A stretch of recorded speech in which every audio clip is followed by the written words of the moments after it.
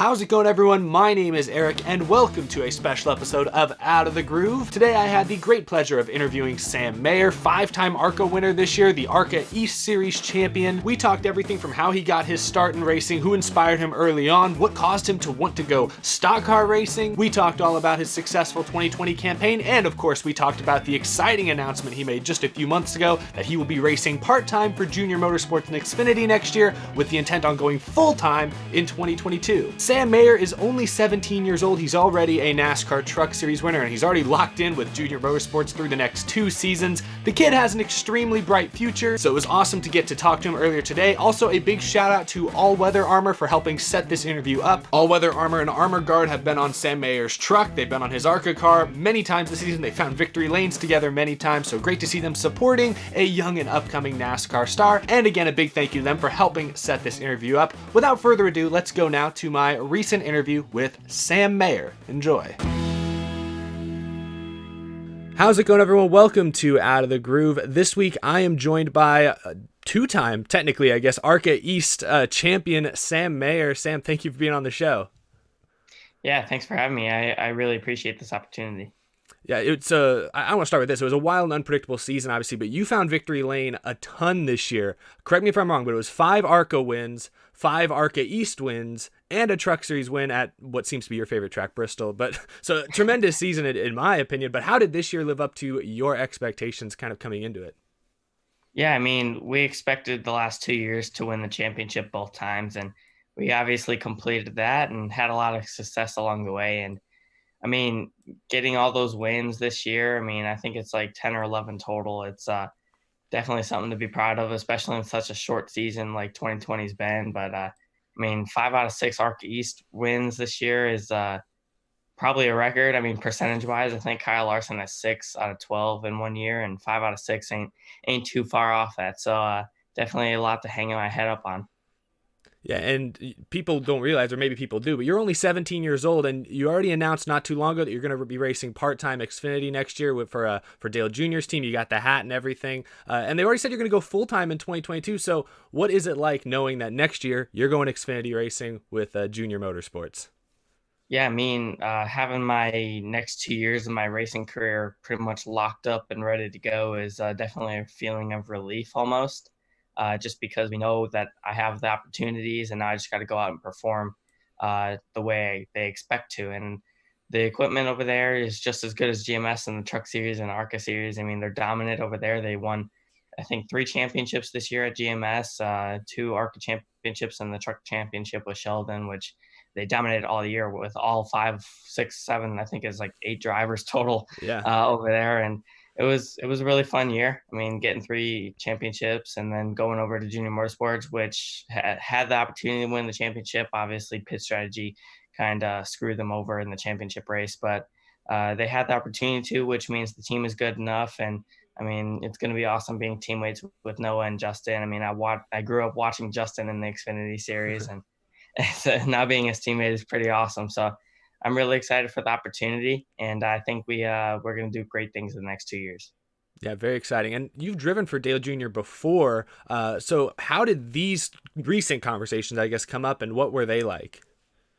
Yeah, I mean, we started talking about Xfinity Series racing with them all the way back in 27, at the end of 2017 when we went late model racing with them. So we've been talking for a long time, and finally putting that in motion is in the last probably 6 months is definitely means a lot to me, because obviously it's Junior Motorsports and Dale Jr. and all those guys over there that help run that thing and are really successful. So being over there for the late model program in 18, had some success, obviously, with Josh Berry being my teammate, and now he's going to be my teammate next year in 21 as well. So that's really cool how it's come full circle, and we both get opportunities to show what we can do in a NASCAR National Series.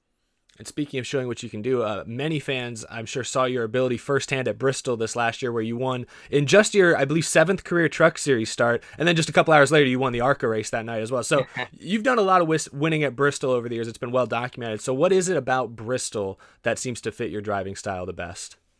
Man, I don't know. I guess it's just the high speed bank short track thing that I like. I guess I like high grip racetracks that you just got to drive the crap out of it, and it'll go fast. So I mean, it's like the same thing at Dover pretty much. You just got to go pedal to the metal, and we've won twice there already this year or in the last couple of years as well. So I like my high grip, high speed racetracks for sure, and I guess that's kind of what fits my driving style. But obviously, that's not what all the racetracks are. You got to be good at every single racetrack to be like Kyle Busch and Jimmy Johnson, all those guys that are really successful. So I got to get better at these lower grip racetracks. Just gotta save tires and stuff like that. But it's all about being a very diverse race car driver. And Bristol and Iowa are completely different, but we've won at both. So I think I definitely, if I have the right people behind me, which I definitely do over at Junior Motorsports, there's definitely going to be great things coming.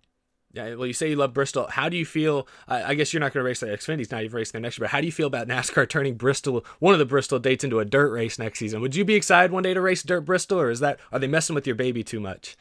Yeah, they've massacred my boy.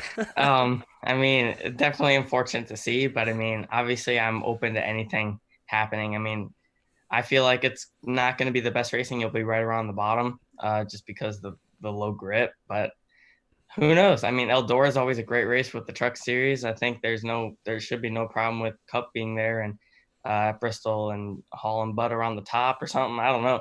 Who knows what's going to happen? But I think it could be good. We'll just have to wait and see. But definitely gonna miss seeing that concrete. Yeah, well, what we'll see next year is going to be something different. Who knows if it'll last until you get the chance to race there sometime. But there you go. Yeah. Well, lastly about Bristol, obviously NASCAR goes as its sponsors go in a lot of ways. So you've had all weather armor on your truck at Bristol, bunch of ARCA races this season. How big was it to take them to victory lane multiple times this year, and how important is it for a young driver like yourself to build strong relationships with partners like them? Yeah, man, all weather armor has supported me all year, and I definitely can't thank them enough for what they have done, especially in the truck series. Being on the car pretty much, I think 6 out of the 7 races this year. So that means a lot to me. I mean, they've supported me all year, and they've enjoyed what we've done with them and what we can do with them in the future, possibly. And I'm really what we can do with them. And just having them as a sponsor, having a sponsor in general that backs a driver 100% always means a lot to that driver, whether they show it or not. And sometimes, especially having foundations on the car each week, we can't always show Armor Guard to their full potential of what they do. But I still thank them 100% for doing what they do, because they've helped me a lot this year. And especially with the foundations, letting us do that in the Showdown series, letting us have the foundations on the car and letting us support them as well, like kind of a three-way street almost. But it's a really good deal having what we've done with them this year, and hopefully can continue to work with them. That's great. Yeah. I want to ask you a little bit more about how you first got started in racing. Did you always hope to go NASCAR racing, or did you ever think about racing other disciplines, other types of cars? Yeah, so my dad actually raced IndyCar from 2003 to 2005, and that's kind of what got my idea into having a steering wheel in my hand in the first place. Because he would always be gone pretty much every weekend, and I was like 2 years old at the time, so I'm always wondering where my dad's going.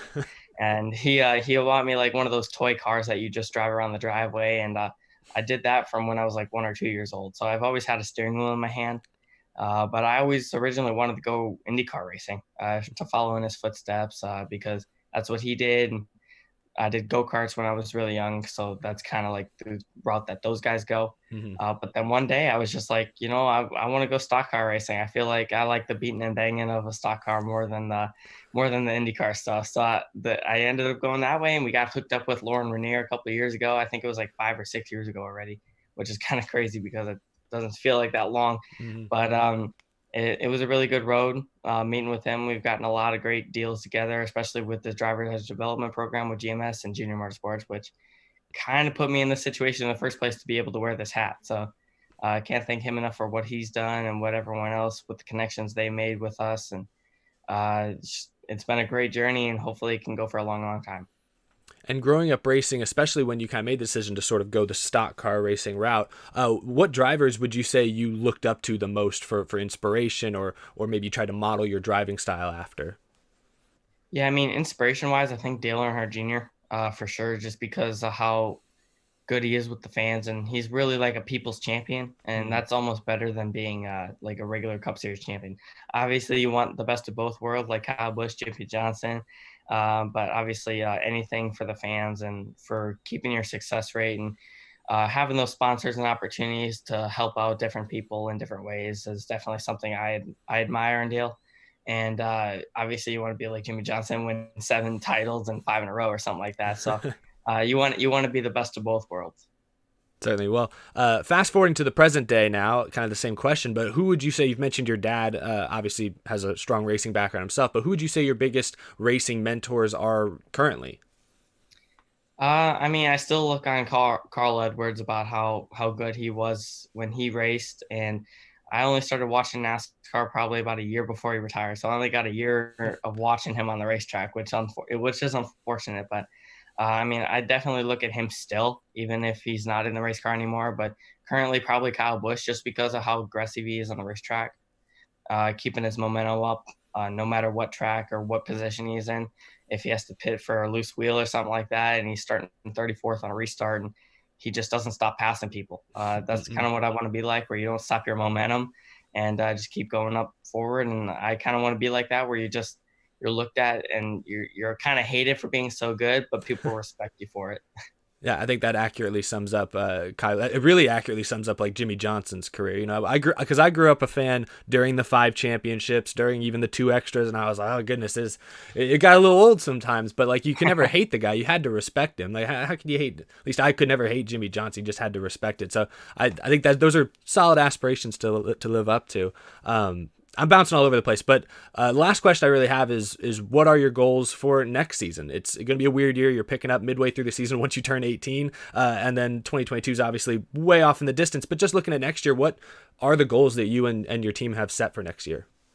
We don't have any deals set up and locked in for the first half of the year. Obviously, you want to get as much racing as you can so you can stay fresh for when you go full time in the back half of 21. But I mean, when we go into the Xfinity Series, first race will probably be Pocono, I think. That's going to be a pretty crazy first race with having no It's a practice big or track, yes. any testing or anything. So it's gonna be pretty crazy. So obviously you want to learn as much as you can in the first half of the race, and then if you feel like your car's good enough and you feel like you're comfortable enough, go for the win in the second half. I feel like a lot of the people around me want me to win probably 2 or 3 races next year in the Xfinity Series, which is kind of a tall order. But I mean, someone like Harrison Burton, who has been good in all the ranks that I've run so far, super late models, ARCA. I mean, even the truck series has run up front so much. I mean, he's been able to win, I think, 3 or 4 races this year and 2 in a row or something like that. So I don't want to say if he can do it, I can do it. But I mean, he's done really well for having pretty crazy 2020 for his rookie year. So I kind of want to be like that, where I get like 2 or 3 wins in my first year. So hopefully we can make it happen. Hopefully, yeah. Well, that's a pretty high bar to meet right there, but I love it when people aim high with their goals. Well, Sam, it's been really great getting to talk to you, get to know you a little bit. I hope the fans at home have gotten to know you a little bit more. Thanks for being on the show this week, and best of luck in 2021. Thank you very much. I appreciate the opportunity. There you have it, y'all. Thanks again to Sam Mayer for taking some time to talk with us here at Out of the Groove. Thanks again to All Weather Armor and Armor Guard for helping set that interview up. That's all I've got for today. Be sure to subscribe if you're new to the channel. We talk NASCAR news, NASCAR rumors. Sometimes we have NASCAR stars on the channel as well, all throughout the offseason. None of that is stopping. As always, a big thank you to my tremendous Patreon supporters as well. More to come this week. Tomorrow, we'll react to all the next-gen testing from this week. There's been some pretty exciting things I've seen at Charlotte so far from some of the clips and photos, so we'll talk all about that tomorrow. But until then, have a great rest of your Wednesday, y'all. Thanks for watching.